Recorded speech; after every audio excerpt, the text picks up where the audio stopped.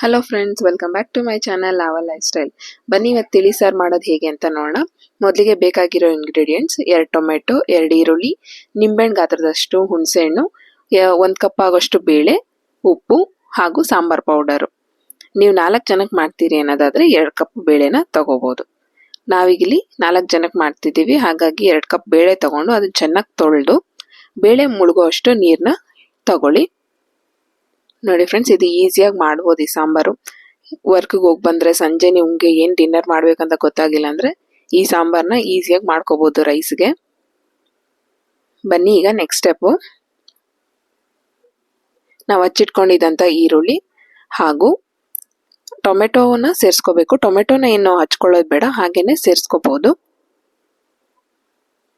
ನೋಡಿ, ಕುಕ್ಕರ್ ಮುಚ್ಚಳ ಮುಚ್ಚಿ 1 ವಿಜಿಲ್ ಬರೋದಕ್ಕೆ ಬಿಡೋಣ. ಅಷ್ಟರಲ್ಲಿ ಹುಣಸೆಹಣ್ಣ ನೆನೆಸಿಟ್ಕೊಳ್ಳಿ. ಒಂದು ಸ್ವಲ್ಪ ನೀರಿಗೆ ಚಿಕ್ಕ ಬಟ್ಲಲ್ಲಿ ನೆನೆಸಿಟ್ಕೊಂಡ್ರೆ ಸಾಕು. ಈಗ 1 ವಿಜಿಲ್ ಬಂದಾದಮೇಲೆ ವಿಜಿಲ್ ಬಿಟ್ಟ ನಂತರ ನೋಡಿ ಈ ರೀತಿ ಎಲ್ಲ ಬೆಂದಿರುತ್ತೆ. ಈಗ ಇದನ್ನು ಸ್ಮ್ಯಾಶರ್ ಮುಖಾಂತರ ಎಲ್ಲ ಟೊಮೆಟೊನ ಸ್ಮ್ಯಾಶ್ ಮಾಡ್ಕೊಳ್ಳೋಣ.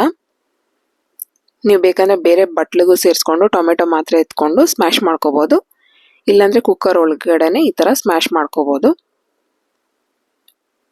ಇದಾದ್ಮೇಲೆ ಈಗ ಹುಣಸೆಹಣ್ಣು ಏನು ನೆನೆಸಿದ್ವಿ ನೋಡಿ, ಅದನ್ನ ಈ ರೀತಿ ಸೇರಿಸ್ಕೊಳ್ಳಿ.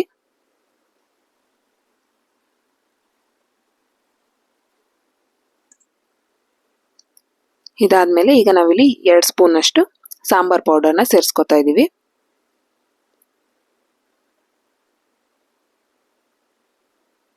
ಎರಡರಿಂದ 2.5 ಸ್ಪೂನ್ ಅಷ್ಟು ಸೇರಿಸ್ಕೋಬಹುದು. ಇದಾದ ನಂತರ ರುಚಿಗೆ ತಕ್ಕಷ್ಟು ಉಪ್ಪನ್ನ ಸೇರಿಸ್ಕೊಳ್ಳಿ. ಇಲ್ಲಿ ಕಲ್ಲುಪ್ಪು ಒಂದು ಅಂದಾಜು 1 ರಿಂದ 2 ಸ್ಪೂನ್ ಅಷ್ಟು ಉಪ್ಪು ನೀವು ರುಚಿ ನೋಡಿ ಸೇರಿಸ್ಕೊಳ್ಳಿ. ಈಗ ಇದನ್ನೆಲ್ಲ ಚೆನ್ನಾಗಿ ಮಿಕ್ಸ್ ಮಾಡಿಕೊಂಡು 1 ಕುದಿ ಬರೋದಕ್ಕೆ ಬಿಡೋಣ. ನಿಮಗೆ ಸಾರು ಏನಾದರೂ ಸ್ವಲ್ಪ ಗಟ್ಟಿ ಅನ್ನಿಸ್ತು ಅಂದರೆ 1 ಲೋಟದಷ್ಟು ನೀರನ್ನು ಸಹ ಸೇರಿಸ್ಕೋಬಹುದು.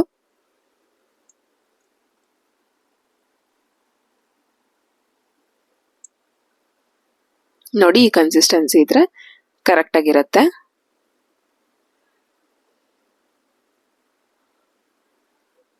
ಈಗ ಮುಚ್ಚಳ ಮುಚ್ಚಿ 1 ಕುದಿ ಬರೋದಕ್ಕೆ ಬಿಡೋಣ.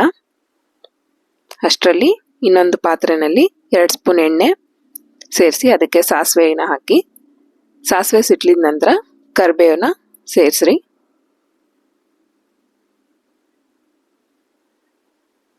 ಈಗ ಲೋ ಫ್ಲೇಮ್ ಮಾಡಿಕೊಂಡು ಒಗ್ಗರಣೆನ ಸಾರು ಜೊತೆಗೆ ಸೇರಿಸೋಣ.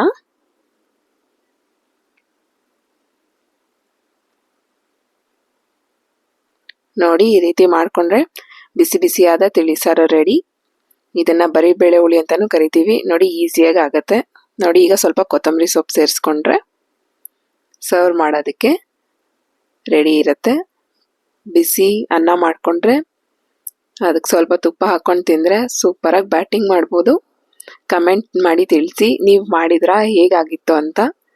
ನಮ್ಮ ಚಾನಲ್ ಇಷ್ಟ ಆಗ್ತಿದ್ರೆ ದಯವಿಟ್ಟು ಸಪೋರ್ಟ್ ಮಾಡಿ. ನಿಮ್ಮ ಫ್ರೆಂಡ್ಸ್ ಆ್ಯಂಡ್ ಫ್ಯಾಮಿಲಿ ಜೊತೆಗೂ ಶೇರ್ ಮಾಡಿ ಹಾಗೂ ಕಮೆಂಟ್ ಮಾಡಿ ನಿಮ್ಗೆ ಏನು ಅನ್ನಿಸ್ತಿದೆ ಅಥವಾ ಮುಂದೆ ಯಾವ ರೀತಿ ವಿಡಿಯೋಸ್ ಬೇಕು ಅನ್ನೋದನ್ನು ಸಹ.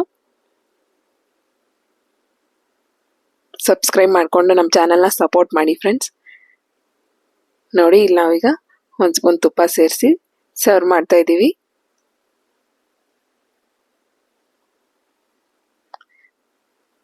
ತುಂಬ ಚೆನ್ನಾಗಾಗತ್ತೆ. ಒಂದ್ಸತಿ ಟ್ರೈ ಮಾಡಿ ನೋಡಿ ಫ್ರೆಂಡ್ಸ್.